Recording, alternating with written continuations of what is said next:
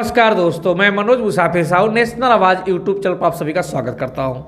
अरविंद केजरीवाल का नाम पूरा देश जानता है, लेकिन अरविंद केजरीवाल जब 2011 में आए थे, मुझे वो दिन आज तक याद है जब अन्ना हजारे के साथ अरविंद केजरीवाल उनकी पूरी टीम अनशन पे बैठी थी।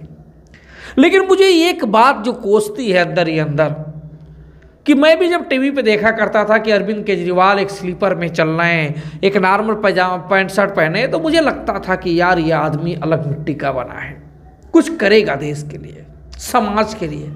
लेकिन जब सत्ता में आने के बाद जो वादे थे कि मैं वीआईपी नहीं लूँगा, आवास नहीं लूँगा, आने के बाद देखा गया कि ये सुरक्षा की दृष्टि से ही सही वो सारे काफिले के साथ ये भी चलने लगे, ये भी तमाम आलीशान मकान में रहने लगे, और ये भी अपने परिवारवाद को बढ़ावा देने के लिए जब जेल गए तो अपनी पत्नी को आगे कर दिए, उस पत्नी से चुनाव प्रचार कराए। तो ये कहीं ना कहीं ये संदेश जाता है कि जो पुराने साथ के लोग थे उनको दरकिनार करने जैसा हो जाता है, उनको पहली पंक्ति में बैठने ना देने जैसा हो जाता है। तो ये सोचने को मजबूर हो जाता है कि इनकी अलग राजनीति क्या है। मुझे वो दिन भी याद है जब 2011 में अन्ना हजारे का अनशन चल रहा था और केजरीवाल भूख हड़ताल पे बैठे थे। उस समय पीछे जो बैनर था उस पर महात्मा गांधी की फोटो थी। महात्मा गांधी के नाम पे ये लोग जाते थे, और जब इनके चुनाव प्रचार में को थप्पड़ तक पड़ा तो ये थप्पड़ खाने के बाद सीधे महात्मा गांधी जी के समाधि स्थल पे चले गए, महात्मा गांधी के नाम पे राजनीति करते रहे। लेकिन जब स्थापित हो गए राजनीति में तो महात्मा गांधी को ये भूल गए जैसे आरएसएस भूल गई।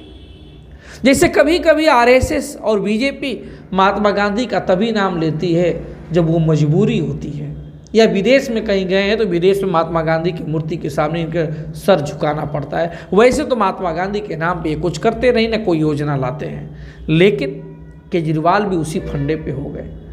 मैं अक्सर देखा करता हूं कि केजरीवाल साहब, इस तस्वीर में मैं देख रहा हूं ध्यान से कि इस तस्वीर में 3 लोग हैं। एक केजरीवाल जी हैं, और साथ में उनके जो हैं वो मनीष सिसोदिया जी हैं, और इधर साइड में एक फेंकू टीचर रील्स वाले अवध ओझा हैं। केजरीवाल जी खुद सवर्ण वैश्य है, सवर्ण वैश्य, मैं बार बार कह रहा हूँ सवर्ण वैश्य है। आपकी तरह ओबीसी नहीं है, आप ओबीसी हैं, आप ओबीसी हैं, आप वैश्य नहीं। अगर वैश्य होते तो सामान्य वर्ग में आते, लेकिन आप कहते हैं वैश्य, तो आप कहने से क्या है, कहने को आप झूठी कह दीजिए कि हम देवता हैं तो कोई देवता थोड़े मान लेगा आपको। आप कह दीजिए कि आप भी ब्रह्मा के अवतार हैं, विष्णु के अवतार हैं, आप कोई मान लेगा क्या? कहने का तो कुछ भी मान सकते हैं। आप कहते हैं जबरदस्ती कि हम वैश्य हैं तो कोई मान थोड़े लेगा। यही तो कमजोरी है ना।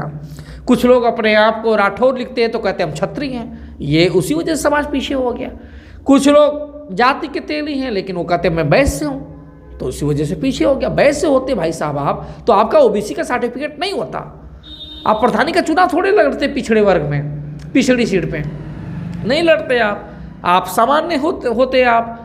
लेकिन आप सामान्य नहीं, ओबीसी हैं। केजरीवाल जी सामान्य हैं, उनका ओबीसी का सर्टिफिकेट नहीं बन सकता। सिसोदिया जी क्षत्रिय हैं, अवध ओझा जी ब्राह्मण हैं, ये तो सवर्ण हैं, ये लोग सवर्ण लोग हैं। फिर इनके साथ मैं जब देखता हूँ कि किसके पास पावर है, भगवत मान से लेकर राघव चड्ढा से लेकर दुर्गेश पाठक से लेकर आतिशी तक, तो सब मुझे सवर्ण नजर आते हैं। गोपाल राय को भी देखता हूँ तो मुझे सवर्ण की याद आती है। उनका पूरा शीर्ष जो डिसीजन लेता है पूरा का पूरा सवर्ण है। तो मैं सोचता हूँ जब ये सवर्ण है तो पीछे अम्बेडकर जी की फोटो क्यों लगाए हैं? अम्बेडकर जी तो दलित थे, दलित को मंत्री तो एक बनाते हैं सैंपल के रूप में और बार बार चेंज करते रहते हैं उसको। फिर मैं सोचता हूँ कि यार ये बताइए कि एक तरफ चलो पंजाब में सरकार बनाने के लिए इन्होंने भगत सिंह का नाम का यूज किया, एक तरह से महात्मा गांधी का नाम यूज किया राजनीति में आने के लिए, लेकिन अब इनके कार्यालय में महात्मा गांधी की फोटो गायब हो गई। क्या ऐसा नहीं हो सकता था कि भीमराव अंबेडकर और भगत सिंह की फोटो के साथ महात्मा गांधी की फोटो रहती? लेकिन इनको लगा कि नहीं, महात्मा गांधी की फोटो की अब आवश्यकता नहीं है, तो दूध में मक्खी की तरह इन्होंने निकाल के फेंक दिया। ऐसे केजरीवाल हैं सवर्ण वैश्य। सवर्ण वैश्य तो अक्सर ऐसे ही होते हैं ना। आपको तो याद होगा, जो पुराने लोग हैं वो मेरी बात को समझते और सुनते होंगे कि पहले क्या होता था। याद करिए, वैश्य के नाम पे रैली निकालती थी, और वैश्य के नाम पे रैली जब निकालती थी तो वैश्य तो मारवाड़ी, अग्रवाल, बर्नवाल, बंसल, कंछल के पास टाइम कहाँ है? वो तो बहुत बड़े पैसे वाले लोग होते हैं, उनके पास टाइम क्या है? वो भीड़ कहाँ आएगी? भीड़ आएगी तेली की, कांदू की, कसौधन की। रौनियार की। अब ये चूंकि थोड़ा सा गरीब जातियां हैं, इनको वैश्य के नाम पे इनका भीड़ ले लिया और कहा तुम भी वैश्य हो, और वैश्य के नाम पे भीड़ बुला लिया और सत्ता की मलाई सब उनके पास चली गई। भाई नंदगोपाल नंदी उत्तर प्रदेश में मंत्री बने, वो क्या है, वैश्य है ना, वो अग्रवाल हैं, वो तेली थोड़े हैं, ओबीसी थोड़े हैं, लेकिन वो लिखते हैं गुप्ता, उसी के नाम पे आपका वोट ले लेते हैं, आपकी भीड़ होती है, आपके भीड़ को हाईजेक करने उनको आता है। वो पैसे वाले लोग हैं, चालाक लोग हैं भाई, वो लोग समझदार हैं ना। केजरीवाल भी उसी में से है। दिल्ली में ओबीसी बनिया की अगर मैं बात करूं, तेली कादू कसौधन की ये तो इनकी आबादी बहुत ज़्यादा है, लेकिन उनको कहीं आपने सुना कि राज्यसभा में भेजा गया, उनको कहीं आपने सुना कि निगम में उनको एडजस्ट किया गया, कभी सुना कि उसको परिषद में एडजस्ट किया गया। विधायक की बात करिए, मंत्रिमंडल की बात करिए, टिकट की बात करिए, कहीं भागीदारी देखा आपने? नहीं देखा। क्यों? क्योंकि भाई ये सवर्ण वैश्य हैं, ये नहीं दे सकते आपको भागीदारी। आप इसको पहचानिए, सुनिए, समझिए। अगर ये चाहते गरीबों का भला करना तो निश्चित रूप से गरीबों का भला करते, लेकिन नहीं कर पाएंगे।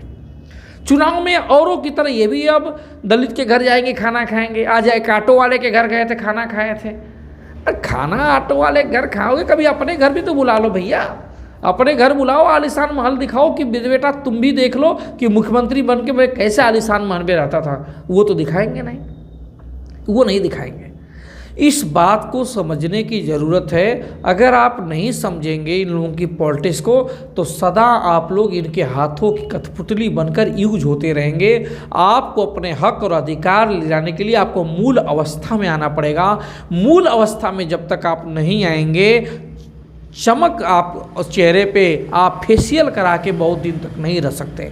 ब्यूटी पार्लर की सुंदरता आजीवन और स्थायी नहीं होती है। आपको समझना पड़ेगा जो कुदरत के द्वारा सुंदरता दी गई है, उसी सुंदरता को आप मानिए, उसी के अनुसार कार्य करिए।